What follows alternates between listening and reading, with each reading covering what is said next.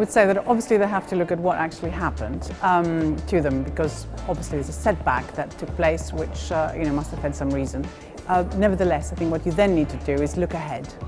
No regrets, worry about what may come next, and then rely to a considerable extent on the network that you have built up. Always make sure you go back to it, you ensure you keep in touch, because that's where your next opportunities are going to come.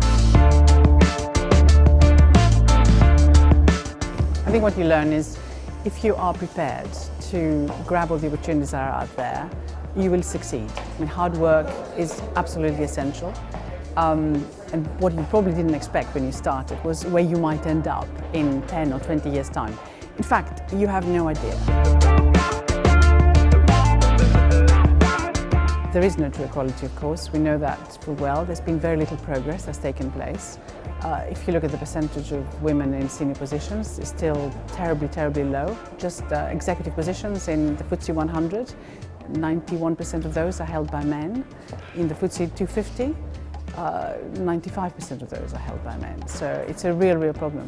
In my view, unless you have quotas, unless you force companies and other organizations to have a percentage of their women in executive positions, then you're never going to change the culture, you're never going to have equality. And I think that is a must. In other words, you punish firms that don't do it, and eventually the culture changes. You can't have it all. There is no such thing. There's always a balancing act that needs to take place. But the most important thing for women, I think, to survive, especially to have children, I've had 5, is to try and prevent yourself from feeling guilty. The moment you feel guilt, you've had it.